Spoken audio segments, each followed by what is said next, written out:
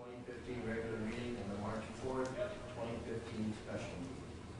So moved. Second. A motion and second. Any comments? Hearing none, all in favor? Aye. Opposed? Motion carries. Item 2 on the agenda is receive and place on file drainage repairs. We have none today. Item 3 on the agenda is a public hearing on proposed amendments to the current year county budget for fiscal year ending June 3rd, 2015. Hearing Carol. Purpose of the public meeting was to reestimate secondary roads expenditures. They're actually down $740,000. Also to increase spending in the capital projects funds of $250,000 based on the fact that the expenditures weren't paid out the prior fiscal year. Questions on that? Anything else? Close the public hearing and move item 4. Item 4 on the agenda is approve the amendment to current year county budget and department appropriation changes. Mr. Chairman, I'll move item number 4. Second. A motion is second. Any comments on item 4? Yeah, I do, because I didn't have the numbers put in there. You'll be increasing the capital project by $250,000 and decreasing secondary road department $2,740. That's added to your motion. Any other comments? Hearing none, all in favor? Aye. Opposed, motion carries. Item 5 on the agenda, public hearing on fiscal year July 1st, 2015, June 30th, 2016 county budget. Public hearing.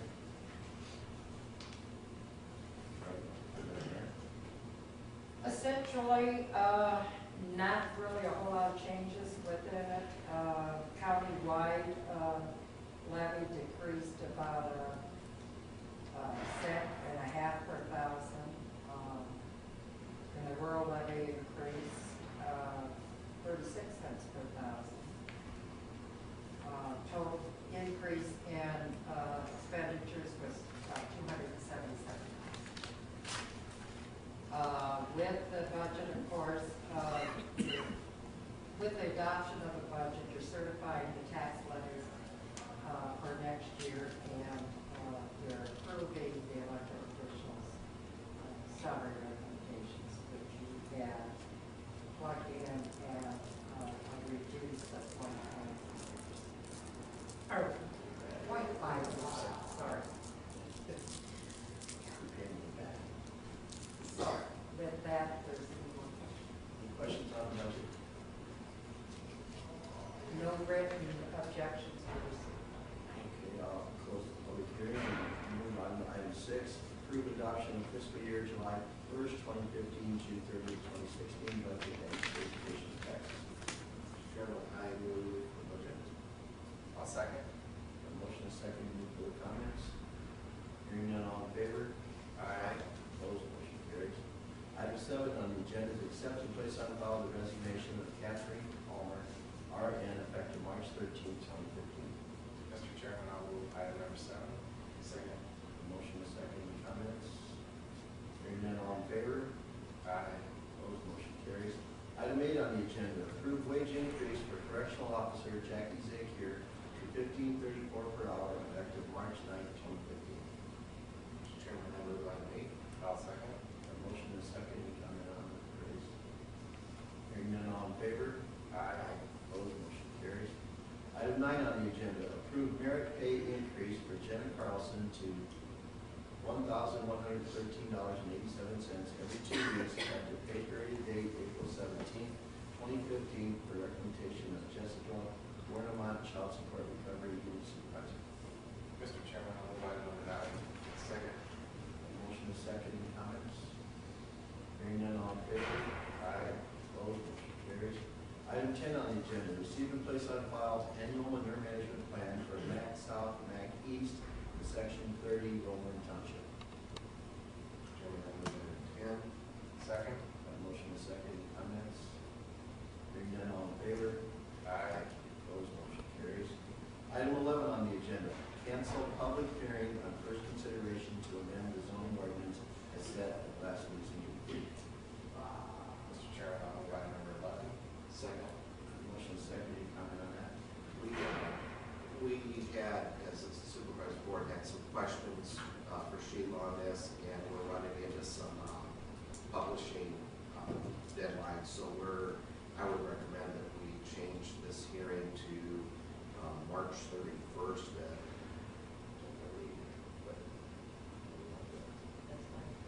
10:30. Is that a motion? That's a motion. I'll second that. I have a motion and a second on the public hearing. Any comments? Hearing none, all in favor? Aye. Opposed, motion carries. Item 12 on the agenda, adopt County Social Services 28E resolution to provide coverage for mental health and disability services and to assume the management of Webster County targeted case management effective April 1st, 2015. Mr. Chairman, I'll move item number 12. Second. A motion and a second, comments? Hearing none, all in favor? Aye. Item 13, approve and authorize chair to sign a lease agreement with Pitney Bowes for a postage machine.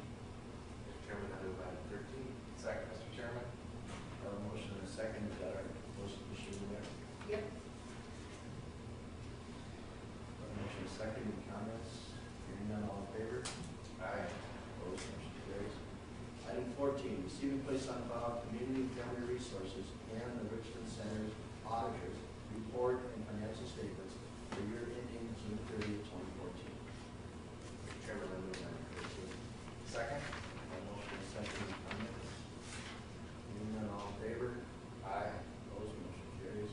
Item 15, approve and authorize chair to sign a utility permit from Mid-American Energy to install 40-foot wood pole with group-operated switch for existing three-phase overhead line along north side of Walnut Street, immediately west of Union Avenue, in Section 5, Township 88 North, Range 27 West, Washington Township. I move item number 15, Mr. Chairman.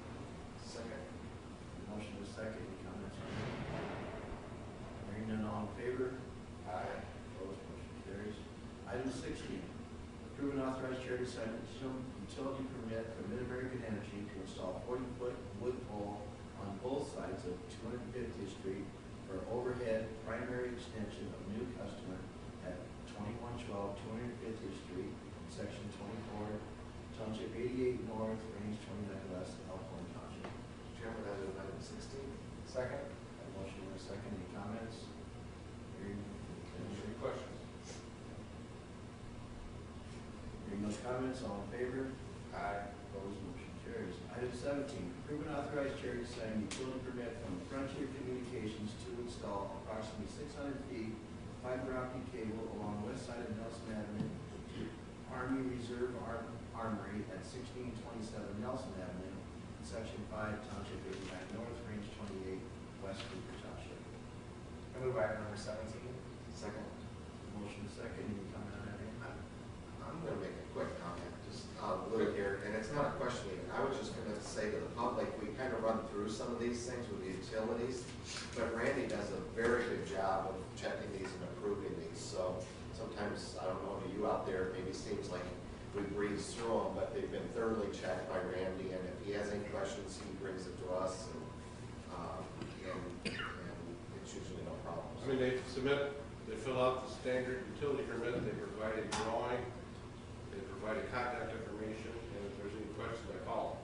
So, when we, by the time we get them on the agenda, I think they're well thought through. So, if there's any concerns though, that's the reason we need to have a formal approval at every board meeting. Any work in the right way has to go through you. So, any comments on that, Randy?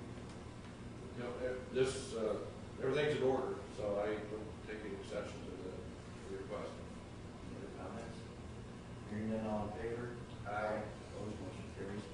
Item 18, approve and authorize chair to sign work in right-of-way permit from Calcium Products to remove lead sulfate that leached into right-of-way along the adjacent to the property at 2063 Quail Avenue in Section 27, Township 89 North, Range 28 West, Cooper Township.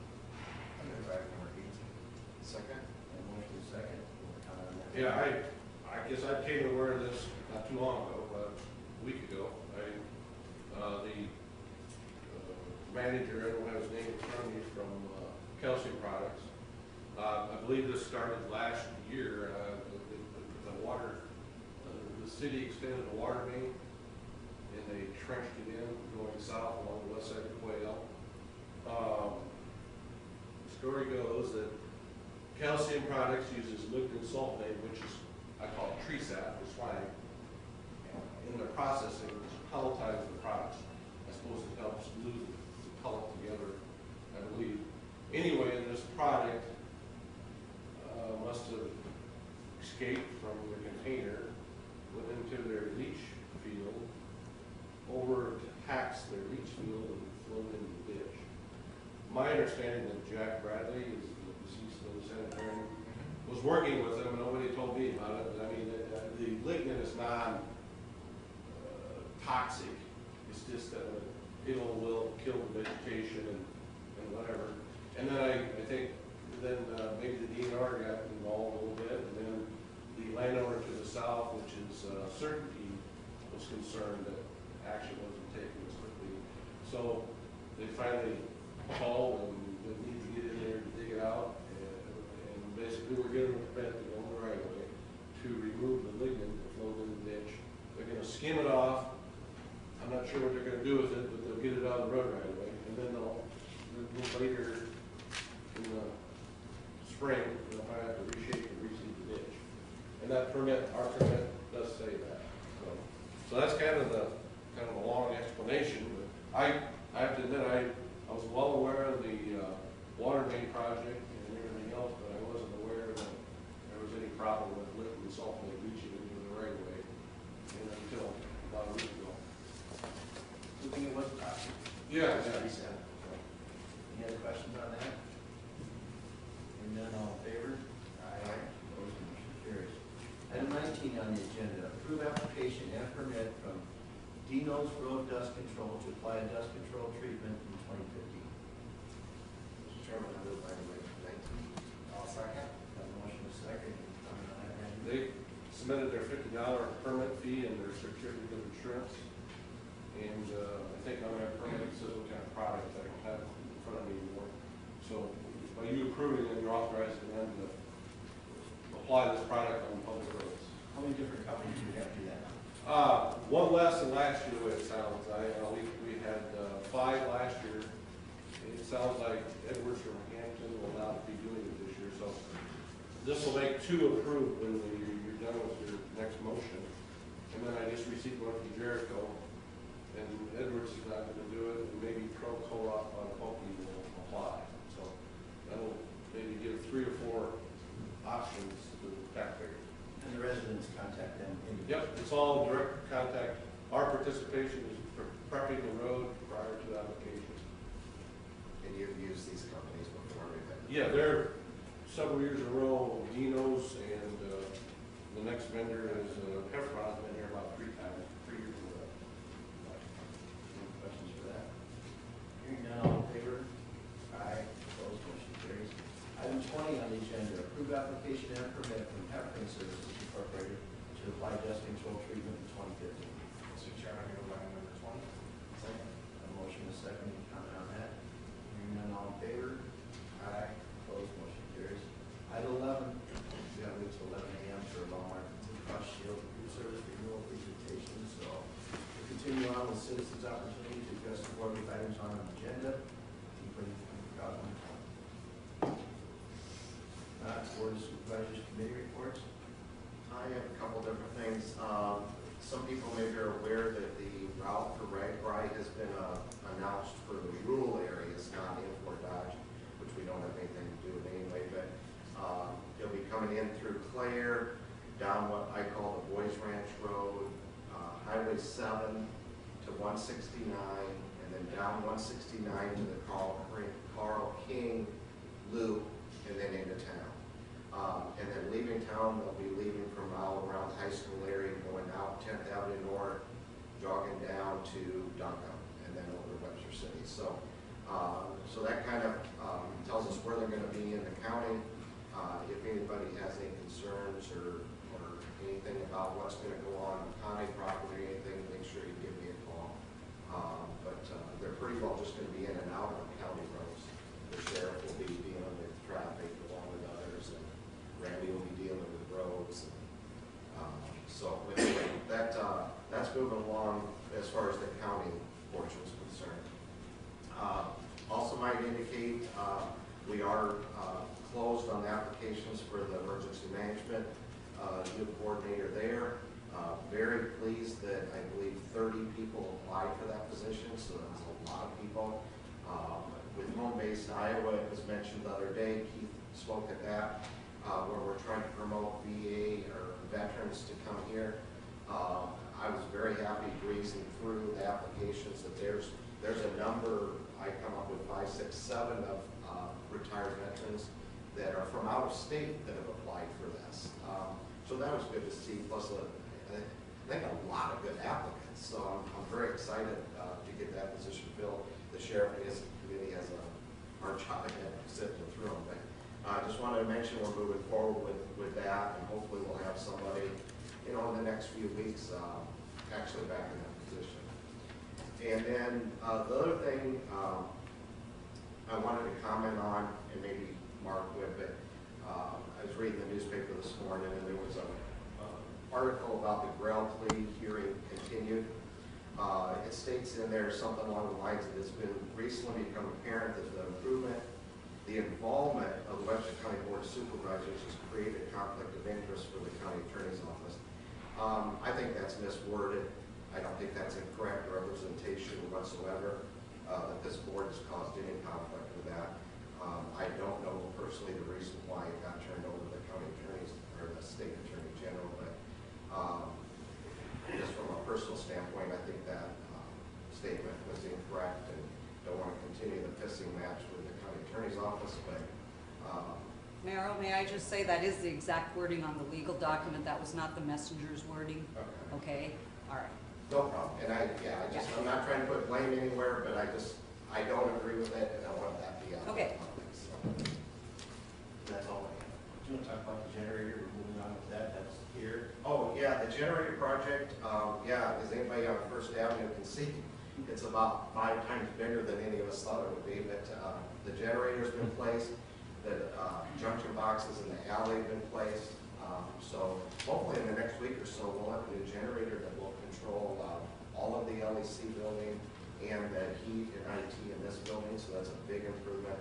Again, thank the public if there's been a disruption or a messenger for alley work, the alley work's going to continue, just to keep reminding people that we're going to be placing air conditioning units and stuff. So time to time over the next couple of months, this alley's going to be pretty jammed up and closed off once in a while. So, but big improvements for by July 1st. We should have a lot of improvements there.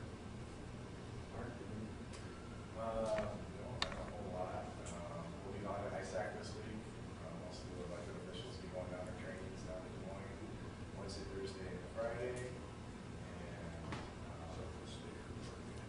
And last week we had thank everybody that went to the Road Alliance dinner. It was an excellent turnout. And that's really all I got. I don't really have anything, so motion to allow claim. So, Second. Motion second, any comments on the claims? Hearing none, all in favor? hi. Aye. Opposed, motion carries. We'll recess until 11 o'clock for the Walmart Blue Cross Blue Shield Group Services Renewal Presentation. I'm kidding. Dr. Walmart Blue Cross Blue Shield about group services renewal presentation. Go ahead, you have the floor. Good morning. Thank you. It is a pleasure to be here. I'm sure you're familiar with Amanda, who is usually here. And Amanda decided to have a baby this year. So she's on maternity leave. She have insurance? She does have insurance. Yes. And I'm Joyce Hamilton from Wellmark, and so I'm just going to present the ISAC information for the year. And then we'll review Webster County's information, and feel free to ask any questions, and we'll go forward. Okay? Okay, first page, right-hand side, there's a packet. And on the first page, we're going to go through ISAC's 2014 financials for the year. In the last column, you can see your history, but if you would go to the last column, which is 2014, the beginning fund balance was $21,850,745. And this is the revenue that ISAC took in through the year. And county premium was $24,331,000. COBRA premium from the individuals who left but decided to remain on the plan. Checking interest, investment interest, and then stop loss credits. And that is the credit that Wellmark, who is your stop loss carrier, reimbursed to the plan for any individuals over the $100,000. ISAP is financially responsible for all dollars under $100,000, and anything above that, Wellmark will then reimburse for the dollars paid, and that was $1,947,000. Okay, and then subrogation is third-party liability if someone was hurt and received injuries in an auto accident or something like that, where it's reimbursable. That would be the money that falls into that category. Pharmacy rebates is $129,332. That's down from last year, which was $174,000, and that's due to generics, more generics being available and not, using the name brands, because anytime you get a rebate, you're a more expensive drug, and the name brands are on that. So that's the difference in that portion, for a total revenue of $26,753,431.71. So then we look at their expenses that ISAC had. They had claims experience or paid claims for $23,228,039. And Wellmark's administration was $738,304. Network access fees were $192,988. Pharmacy insight fee, that's to the pharmacies for managing the pharmacy prescription drugs, was $18,636. Disease management program that was in place was $92,874. Wellness program expense was $360,886. But ISAP is picking up the cost of the wellness program in 2014 and has committed to picking up the cost for the 2015 plan year as well. Is that why the drop? No, why the drop was a result of the plan year changing on a calendar year basis. So the previous year had additional months in it, but they wanted to move it to a calendar year so people could track it better and so forth. And so that's why the previous year's was so was high, just to get it in line where everyone seemed to want it. And then reinsurance, stop loss premium, that's what we pay Wellmark for the reinsurance. And you can see that was $1,793,000 premiums, that Wellmark paid $1,949,000 out back to ISAC. So it was not a profitable year for Wellmark. And then accidental death and disability insurance, we don't administer it, but there's a cost associated with it, financial fees. ISAC royalty, this is the dollars for which ISAC uses to pay the wellness program, but that also this category is where they pay the CORI and ACA fees. It's the fees that the federal government requires of employers to pay to be in compliance with the federal government. The CORI fee is That's under ISAC royalty? yeah, ISAC is paying it, and it's being paid out of royalty. There's a line item down below that says for ACA. Yes, and that's the cost associated with it. This is the money that you use out of that category to pay this. The royalty fees are for them to administer the plan, their actuarial fees, all their administrative services that they have to administer the ISAC as a whole. The Corey and ACA fees are broke out from that. Okay. Yeah. And that what they're just, I can tell you is that's the category for which they use the money out of to pick up the costs associated with those, the federal government's requirements of those fees. Actuarial expenses and insurance was $1,075, and then investment management is $55,751. So the total expenses was $26,891,098, which is a loss of $137,666. So the ending balance was $21,713,078. As you can see, the margin that ISAC functions is within a 2% margin each year. They don't want high fluctuations. They want to stay within a 2% operating margin. that is the intent there, okay? So the next page, and anybody has questions, feel free, please. Let's go down to Webster County, which is the third from the bottom. Webster County paid $1,972,479.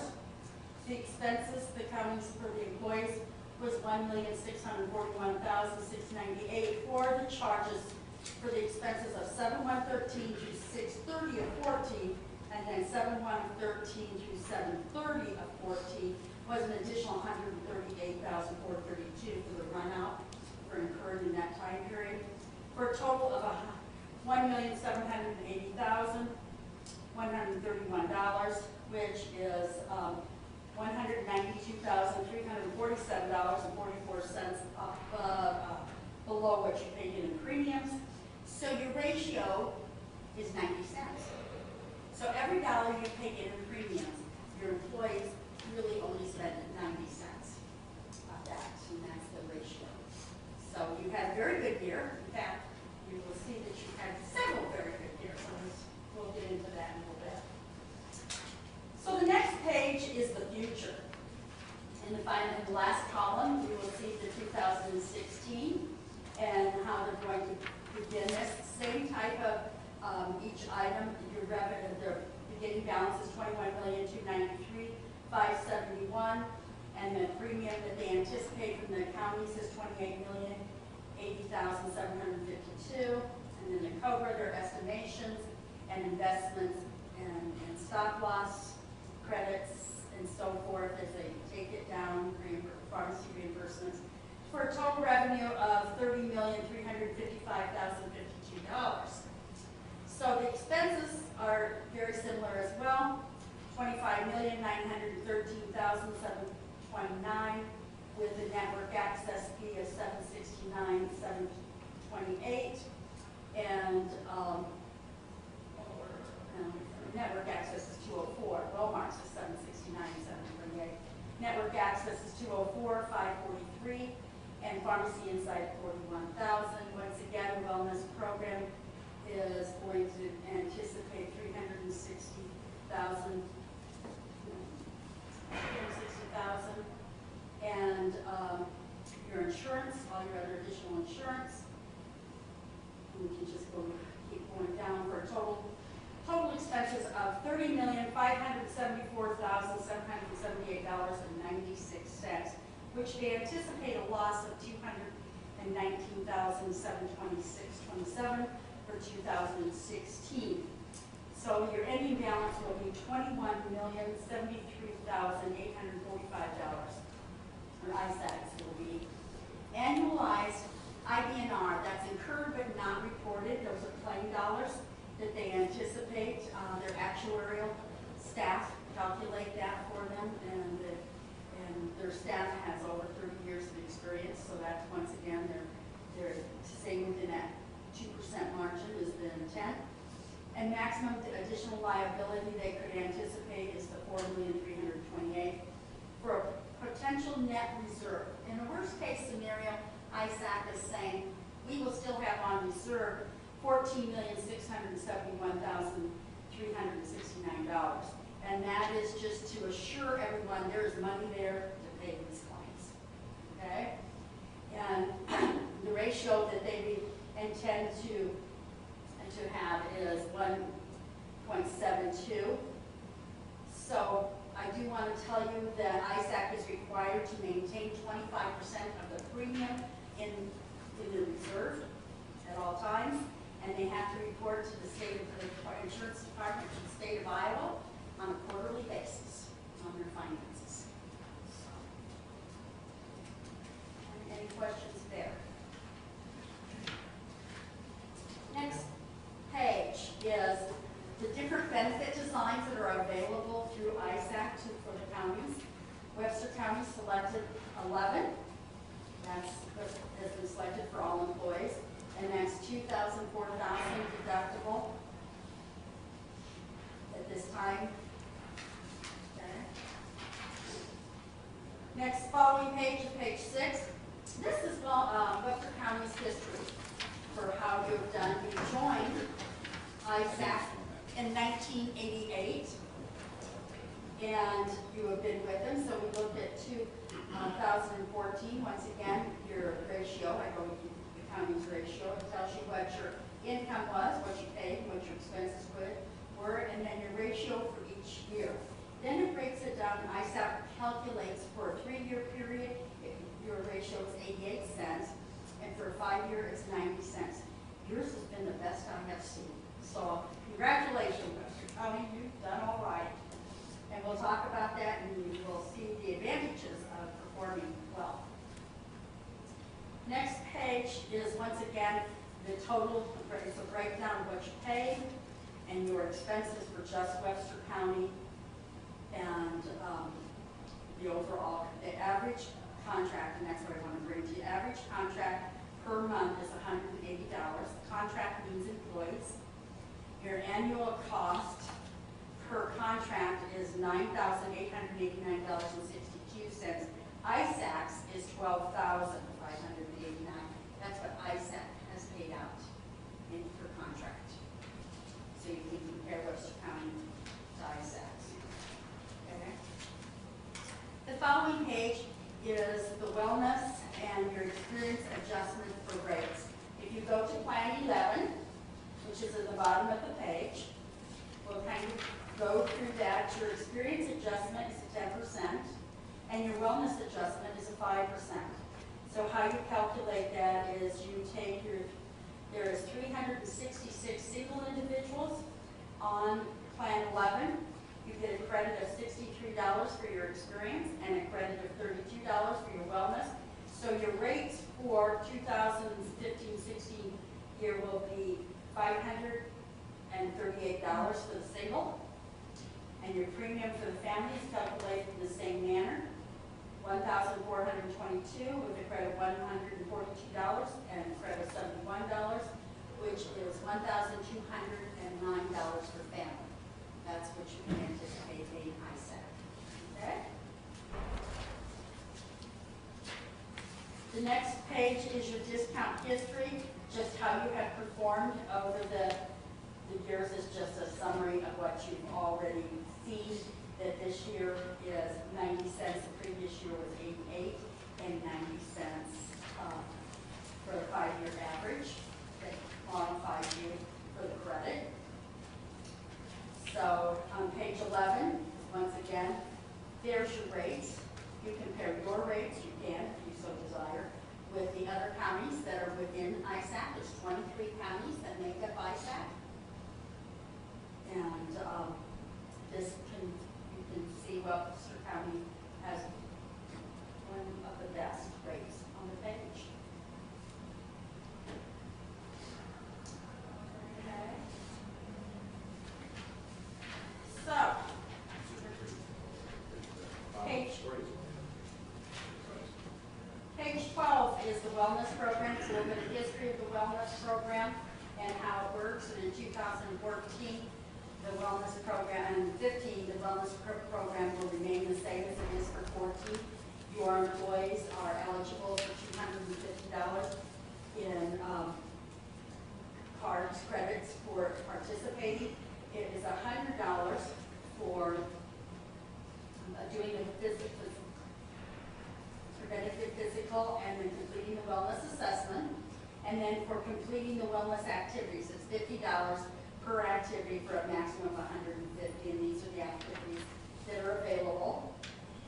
And all activities must be completed by October 31st, 2015, and the employees have to be tracking on Wellmark Wellness, and you can receive up to the 5%, so within let you have a 5% credit again for the participation. Okay. So, page 14. ISAC, as you know, had a business meeting on December 3rd of 2014, and they approved the following.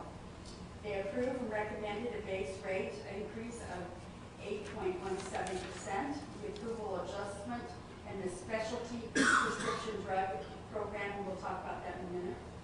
They adopted a discount proposal for the discount limit to be 5%, and then adopted the proposal to pay the PCORI and the transitional reinsurance fee The PCORI fee is $1 per plan participant for the year, and the transitional reinsurance fee is $3.67 per month for every participant on the plan. For a total of, my brain just went, for a total of $44 annually per participant. Okay? And then the approved wellness program. So, let's talk about specialty drugs. So next page, page 15. Specialty drugs really are, they're injectable drugs. It really only affects about 1% of the participation on your plan. And they are the drugs that treat like rheumatoid arthritis, MS, hepatitis C. Hepatitis C, now you can take a drug if you've been diagnosed with it, and you can take this injectable drug for 3 months straight. Cost varies from $80,000 to $60,000 shot, so that's $187,000 the plan will pay. But you'll be hepatitis C free, which will hopefully prevent you from having to have an organ transplant. So the positives and the negatives of this. The drugs are good, they're biodrugs, they're very effective, they help keep you out of the hospital, and but they are costly, and as you can see, 1% of the prescriptions really are, but 21% of the total cost.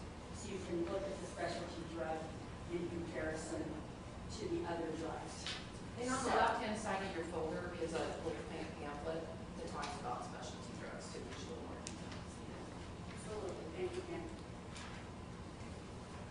So with that decision, ISAC has made some decisions in relationship to specialty drugs. Effective July the 1st of 2015, they have made the decision to put a $45 copay on specialty drugs. So for that $30 drug, that the person only has to pay $45. Right now, it's in the medical plan, so it's subject to your deductible and your co-insurance. Okay?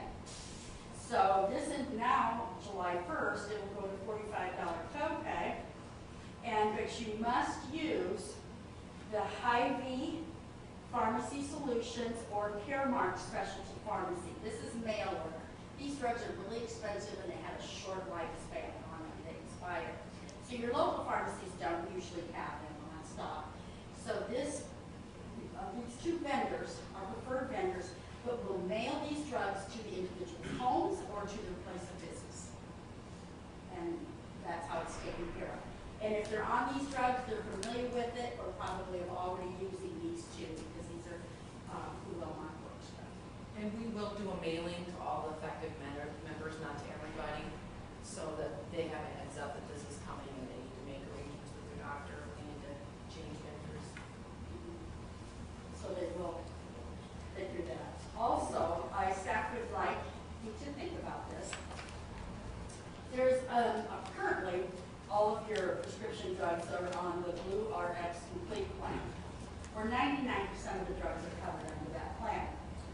But there's a Blue RX value plan that is available, and Kim's going to pass out a pamphlet here. One of the counties that's already had the Blue RX Value Plus plan, and that would be Boone County. They started it a year ago. Kim works with the employees, met with the employees, discussed it with the employees, and there's been minimal disruption with the employees. ISAC is looking at considering this. Kim, what did you say the savings would be? Well, the rate increase of 8% would have been 5 if we implemented this across the board. And they're looking at maybe 16 or 17 for this implementation. They're just wanting to know what the Board of Supervisors would consider implementing this across the board. They're just getting all the county's feedback at this time. I did do the meetings at Boone. We sat down with the folks that wanted to go to this plan. We checked all their drugs, made sure they weren't going to be impacted. And if they were, then they would make arrangements with their doctor to maybe get on a different drug. I have not heard one word from Boone all year about any issues with it. So we're just asking for the supervisor's feedback today to see if you would consider that at some point in the future. Wellmark has this plan for us, for their own employees. And so when they implemented it. I happened to have been on one of the drugs that wasn't, it's not covered under this plan, and it was Vytorin. So it's Vytorin's for cholesterol, but it has two elements in it. It increases your good cholesterol and reduces your bad cholesterol, and that's the effect of it. So what it was that, well, Mark got a hold of me and said, Joyce, this isn't going to be covered. They sent me this letter at home, and you need to go to your doctor. The doctor now writes me 2 scripts for a drug, so I take 2 pills in the morning instead of 1. It's not a big deal. But they're $5 a piece, and my Vytorin was $50 was my copay, but the plan paid over $250 for the drug. So the cost difference, it was newer. Just because it's new, that doesn't mean the old drugs are not as effective. You just have to take 2, and you just have to, the patent's still on those. So if you look at page 15, that little pamphlet, it shows the 4 tiers of the drugs. It's that 4th tier that wouldn't be available. Those are all the brand new drugs that you're watching on the 5 o'clock news that are hitting the market. We're not telling your members that they have to take a generic. There are brands available on tiers 3 and 2. They can also take generics on level 1, but that's what they're looking at, is pushing those tier 4 drugs, keeping them off the formulary. It doesn't mean at some point in time they might come on to the formulary, but we're just not going to have an open door policy letting all these new drugs come in. So you're going to notify the people that are currently using those ahead of time? Yes, if that decision. We should, yeah, but this is here, this is 2 years out, you know, a year or 2 out, but yeah. Just curious how that would work. Yeah, they sent letters to all of us. So I have one I take that is on, non-formulary one, possibly $45. Okay. That's probably what we need. It's probably one of those, yes, I'll be honest with you, you're probably right. It is probably one of those. And it's one that I have asked the doctor every year if there's a generic for it, and there isn't. Well, if there's not, then if there's not a generic or another drug that you would do better than they do an appeal process, or you go through the process of the approval. But you have to try all the alternatives. So there's 3 other brands out there. Now, if you have, you just need documentation from the doctor. You've tried everything else. Nothing works. And he makes a decision that it doesn't work for Well, you, so you have to go back to this brand. Yeah. But it, I have thyroid medicine like that, I have to do the expensive one because the lower ones my doctor's determined on. Yes. So that would be in case you could appeal. which is right, correct. right. But you can't just try one alternative and then say it didn't work. We're gonna want you to try all of them. Anything. Yeah. We're mean that way. Yes. So we're trying to save everybody money too. No, and I ask every year. I do Got a too. generic The minute now? my You doctor got a writes a generic. script, I go, is that generic? No, I said, then I want something else. Exactly. Okay, do you want to go down, that we put Webster? Is that something you guys would at least look into as a county? Explore it? I think so. You're good. I think we have to look at everything. Okay. That's all we ask, that's all we're asking today. What's the cost savings? What's the cost saving? It would be 5%, but over 3% savings if we had everybody on there. So it would be a 5% increase versus an 8% gain. Okay. So the lawyers made me say it, so I have to say it. That this is not legal advice, and regulation guidelines provide Health and Human Services is incomplete, anything can change without notice, consult your tax advisor, and Wellmark is not responsible for penalties, losses due to employers' coverage violations, seek legal advice, to determine changes that may impact your grandfathered status. This plan is non-grandfathered, and if you have any questions, call me. Call me. You guys are just being bad. The next page is the Affordable Act. This is ACA. It's all the things that have been implemented since Affordable Care came into inception in 2010. So for this year, 2014, out of pocket, and this is a non-grandfathered plan, so ISAC plans are non-grandfathered. The out-of-pocket limits, all dollars that the participant paid had to track to the out-of-pocket. And that included your prescription drugs, co-pays, and so forth, tracked into your out-of-pocket. And then that you had to mandatorily cover were clinical trials previously to this. Clinical trials, or people who participated in clinical trials, was considered investigational and experimental, and it's not covered under the health plan. Now, it is, the plan has to cover this, so I want to make you aware of that. So, and then the next page is the employer shared responsibility, and I'm sure Human Resources have been to many classes on this. All the things that is required of a health plan. It has to be affordable, and which is 9.5% of the employee's annual household income. You can't do household, you can do the lowest paid employee of the plan. And you maintain a minimum value plan of 60%. You have to offer it to the coverage of at least 70% of full-time employees for at least 1 year, and then it goes to the services of 100 to employees who average at least 30 hours of service per week or 130 calendar. ISAC has gone through each of the counties and determined that they are in compliance. So, with that said, you're in compliance, all is going well. Any questions? Do you guys have any bargaining units? I just want to bring your attention, inside the folder is Patrick Lynch's business card. He's our labor liaison, so if you guys need any assistance with those, you feel free to reach out to him. He's new. In 2014, he replaced Kathy Cooks. You're familiar with her, or Mary Coast. That was previously in that position.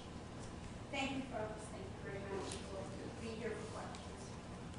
And you're on, Tom. Thanks, Joyce. You bet. Good morning. Good morning. Those of you that don't, I think I'll stand over here that I would hold my backside of you too. Or to the camera. That's right. Oh, well, That's right. that's it. For those of you that may not remember me, my name's Tom Hughes. I'm with Career Services. And so as you know, as Joyce mentioned, you're buying Plan 11 from the ISAC, which is a $2,000 deductible. And then Webster County does some self-funding down to a $750 deductible for employees. And so one of the things that we do at Career Services is administer that self-fund account. In addition to that, we work with Amy. We'll talk about this a little bit on some compliance issues and those types of things. So what I really want to do today is take what Joyce has gone over, bring in the self-fund, kind of bring it full circle, and then talk about, I think that she gave some really good information in terms of what's happening with the plan. I want to talk about some healthcare reform issues that are going to be really important that as you'll see when we're done, it's going to be really important that we continue to do as well as we've been doing. And I'll explain that. So if you've got this presentation in front of you, the first page is agenda, just things that some of it I'll skip over if Joyce has spoken about, or I'll bring those two together. I want to bring in the safety fund and talk about the update, the ACA fees. I want to spend some time on the Cadillac tax, because the Cadillac tax is an important issue. It doesn't kick in until 2018, but it's something that we really need to be thinking about now, and I'll show you why as we go through that. And then talk about what types of things I think we need to be thinking about going forward to be helpful for you, things that we want to watch and why we want to do that. So if you go to the next page, it says renewal update. As Joyce has said, you guys have been superstars in terms of your experience on your group. I'm sure ISAC would think to get everyone to get you, or that would be definitely a positive, right? Yeah. And you're experiencing that, so you're experiencing those rate discounts. And so if you really factor in your ISAC rates went up a lot, just slightly under 2.5%. The safety fund portion of your plan performed very well. And so when you net everything out, it came in about $20,000 under budget. When you net those rates, if we leave that safety fund budget the same, you're at about a 2.2% increase, which is a fantastic number. probably looking at a number of plans that if you talk to folks about a 7 or 8%, they would be really happy. And so you guys have experienced that for some time. And so I want to show you, if we go to the next slide, a couple of things, what that means. And so one of the questions that we get a lot of times, and we like to check every year, is doing this high deductible and doing the self-funding and the additional paperwork. Sometimes that seems a little confusing. Is it worthwhile for us to do that? And so what we've done is we've gone back to 2007, and we've compared if you bought the $750 deductible plan from ISAC. If you said we just pay premium, you pay our claims, we won't do any self-funding. We compared that against what your cost has been to do it with the high deductible and doing your own self-funding. And you can see each year there's a saving. The number's not on there, but you may want to write this down over this time period. Your savings has been $1,350,000. And so that's pretty significant savings over that period of time. Those are funds you've been able to use for other county manners. You just haven't had to worry about it in your budget, etc. So you guys can tell me, but it seems to me over that period of time, if you can spend $1,250,000 less, that's probably been worth maybe some of that extra paperwork. And we would expect that to continue to stay consistent. You can see what's happened from one year to the next. So I want to talk a little bit about your claims experience. Some of the stuff that Joyce talked about, I just put in a graphical form, and you can see your claims experiences fluctuated, but in general it stayed within a pretty reasonable range. And this page shows from year to year, it shows your medical claims. And if you switch to the next page, you'll see the same thing for your pharmacy claims. And so the thing that's interesting, Joyce spoke with you about the specialty drugs. And I looked at some of the reports. You're very fortunate right now because at least through August, we did not have one person with a specialty drug. Okay. So that's real. That's a double-edged sword in my mind. One edge of the sword is that's really good news. The other side of that is we're seeing an increase in prescription dollars. The odds are that we're going to start seeing some folks with specialty drugs. And so that could very well start to drive up that pharmacy cost. Some of the statistics, I think, on the specialty drug market in 2013, industry-wide, the spend was $93 billion. By 2019, it's projected to be $293 billion. So it gives you some idea of two things. There's going to be increasing usage. When you get into that specialty market, you don't have a lot of competition. You don't have any market forces, so the provider of that specialty drug gets to price accordingly. They're pricing almost in a monopoly type arrangement. And so that'll be something I think for us to watch because that affects claims experience. And then if you look at the next page, we just combine and you kind of get a breakdown of what's happening with your group. Claims over 10,000, usually folks with larger claims, and claims under 10,000, which are your normal claims. And at least last year, you can see most of your claims increase was driven by folks who had. So you can get some folks. You can get one or two large claims, and that will drive your numbers up pretty significantly. And it's not unusual for that to happen. It's not unusual for you to see 5% of your group.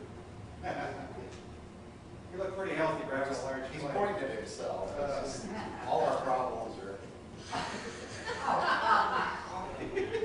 There's HIPAA laws, aren't there? The youngest guy on the I was board. just saying, it appears to be the youngest one on the board. Yeah, there's something wrong with that. You can't help me to take We're care on of record there, self-issue. self-disclosure. It's, Yeah, he's self disclose that. And we still like him, so we'll. Yeah, that'll be fine. Yeah, so, it's something for, it can happen. It's not uncommon to see 5% of a group, 5% of the members of a group drive 60 to 70% of cost. So, and let me show you why that is so important as we talk about the Cadillac tax. I'll look at the ACAP's choice. I won't spend any time on that. That's what's ISAC's paying. Just so you know. But let's talk about the Cadillac tax. Because I think if you bring this all in, that's really what we're going to be managing to going forward.